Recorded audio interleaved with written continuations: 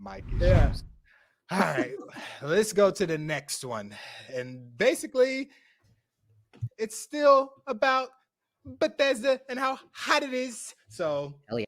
let me see. Bethesda right now cooking with gas. In a recent interview with Kind of Funny, Todd Howard dished latest updates on Starfield and Fallout. We all know Fallout is booming. Even if you don't play games, people know about Fallout, I think, just as being a genuine good show. So Bethesda is just they loving themselves. I know they're just eating this. Just everything is working so good for them. So he talked at length about what's next for Starfield, including mods on console, a big upcoming update, and the Shattered Space expansion, which was confirmed pre-launch at the game. Wait, I messed that up. No, it was confirmed about a year ago, is what they're saying. But that's when it also dropped. So I guess that's when they confirmed it as well. But anyway. Yeah, they said it right away. Yeah. Yeah, they said we're going to have this coming out. Yeah. Good. So until now, we got no release or anything, but now they're saying that in June, we can expect the first revealing trailer for Shattered Space, which, if you listen to the last topic, that's the showcase. So we know at the showcase, we're getting some Starfield footage, and that will be gameplay. I know it. So of course, yeah. Gotta be. So I'll kick it to you guys. Start with you again, Mr. Gams. What do you think about all right. DLC? This is exciting, and they announced it for fall, right? Shout out to Kind of Funny for getting that interview. It was really awesome. Go check that out because he says a lot of cool, interesting stuff. Yeah, it was a really good interview. Shattered Space, I think Todd said in fall. You could correct me if I'm wrong, but it has like a fall release time, I think. Yes, it does. It said it's supposed to come out about a year after the release. Yep. Yeah, so I'm ready for that stuff, dude. I love Starfield. I love Starfield so much. I love Bethesda. We tend to forget what some devs what goals some devs have and why their games feel the way they feel, and we forget that budgets and timing exists, like they have to get something out at a specific time with a specific budget. And Bethesda prioritizes. What I found interesting is when he was asked the question, like, what, talk to us about the bugs and whatever. Todd responded with like, hey, if we think that a bug is, if something happens, a hiccup happens in the game, but it's not interfering with you. I don't want to misquote him, but this is what I took it. If it's not interfering with you and it's fun, we'll keep it there. It's like, it's part of that experience. If it's not breaking the game, we'll leave it there. We'll go, fix something else that really matters, a game breaking bug or whatever. Right. And at the end of the day, it's player agency and choice that they prioritize. And they've said it consistently over and over again. Choice and agency and what you do and how you explore and what stories you can create together. And sadly, it comes with hiccups. It comes with minor bug issues or big bug issues, or maybe it's not the cinematic experience you wanted to have, and maybe it doesn't look the way you want it to look, but that's their identity. And we sometimes forget that's what Bethesda does best. And Starfield is full of that DNA. And I loved it. I played it from start to finish. I played it again recently. They tend to have a very good main quest line time frame, like to complete the quest. It's always hovering about 25 hours, which I think is the sweet spot. You know how some RPGs, like the main quest could take you, just the main quest could take you 40 plus hours. Yeah. Yep. I find that Bethesda games have this, Bethesda games have this really, they thread that line of like, easy to complete. There's a through line. If you want to do the through line, you could have your fun and run into funny things along the way and get it complete within 25 hours. But if you want to go do these other things like building ships and doing all this stuff, you can. And that's where the time extends and makes it bigger. And they just hit a really good sweet spot with me. And I love their games. And I'm so excited for this. I'm so excited for this expansion. How about you guys? What about you, Nova? The first thing I noticed, it said that they were talking about like Starfield hasn't fared well as of late with the game player count decreasing over the time. Many gave up waiting around for a major expansion. So me, I'm not necessarily a Starfield player just yet. I'm noticing that there's there's tons of products out here, man, that maybe I'm just sleep on. I think Starfield is definitely one of those. I think Skyrim is one of those for me. Oh my God, Nova. The Fallout series is, definitely. So I got some catching up to do, man. So I don't really know how much of the game, and things to do will last you for this year, because like you guys said, this game just came out in September. So that wasn't that long ago. And from what I know from the outside looking in, right, like sure, you'll have like a 25-hour, main storyline, but from what I heard, there's tons of things to do throughout the world by way of like side quests and things of that nature. So it's surprising for me to read that people are like wanting more content. I felt like it was jam-packed full of content. So if you don't mind, like Gamzly or Skell, can y'all help me like understand like with the content that's in the game currently, right? How does it feel with the like do they give you enough content in the base game to keep you entertained for about 6 to 9 months until the expansion can come out, or a year? I'm gonna go to you first, Gamzly. Yeah. Well, I'll give Skell. I talked a lot, so I'll give Skell his. Oh yeah, Skell. Go chance to ahead. speak, and then I'll jump off him and give my thoughts. Sounds good. Do 6 to 9 months. Okay, so I guess it would just come down to how much of the game you want to play, and we can just look at Viking, how he played the game. All right, has not even beat the main quest, has put so many hours into it, not even touching the main quest really.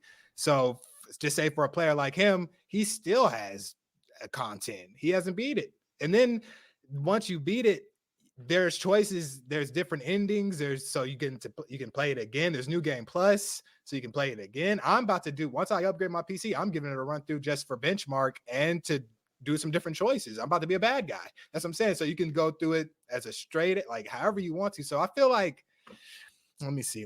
Now if you're just going in and you're playing this game and I'm talking non-stop, yeah, you may run out of content. Yeah, sure.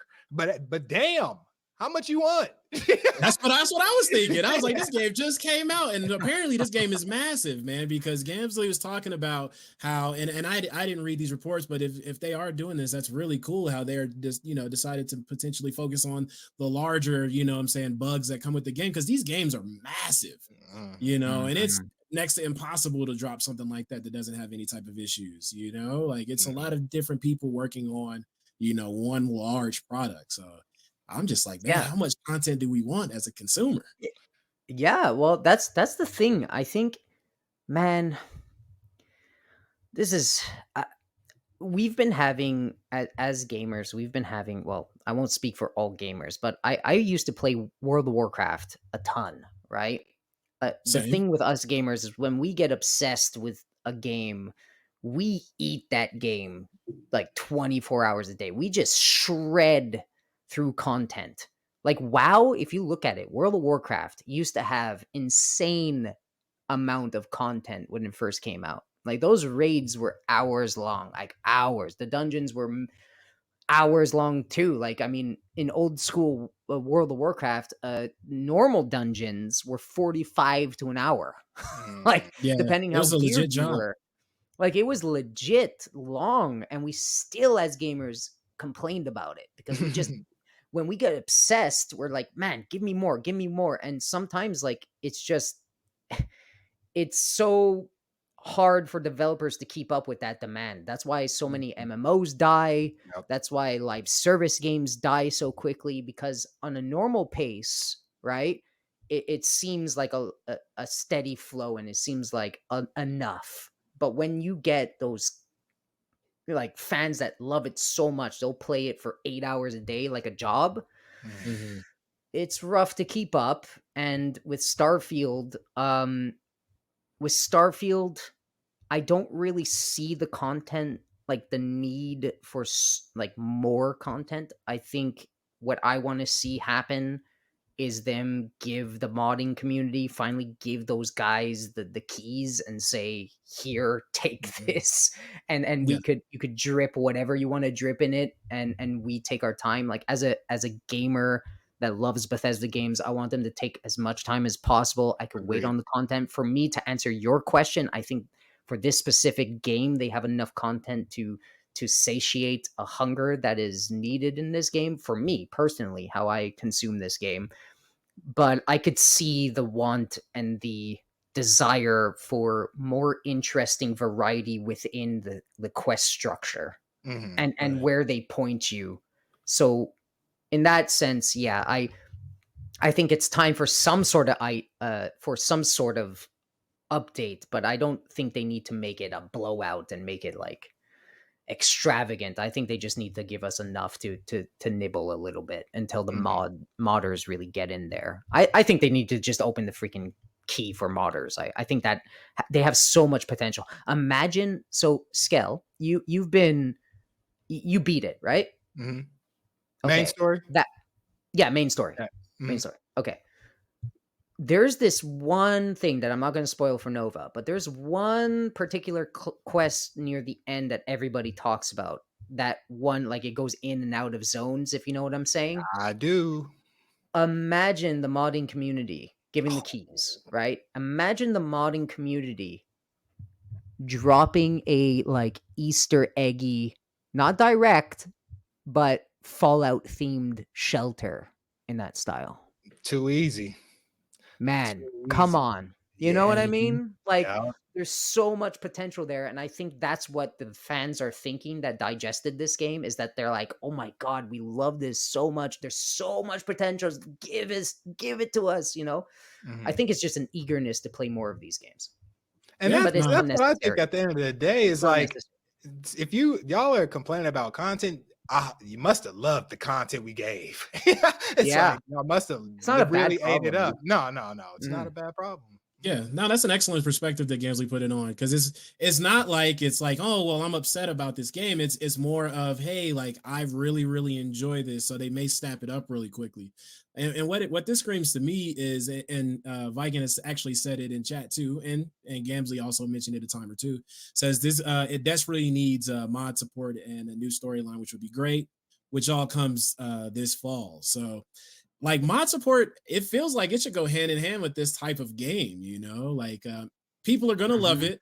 People are going to fan person it, you know, go ahead and open it up to them so they can start creating their own assets or something that'll keep them entertained until you can drop the official hotness, you know, on the back end. So no, man, Yeah, this is a good look.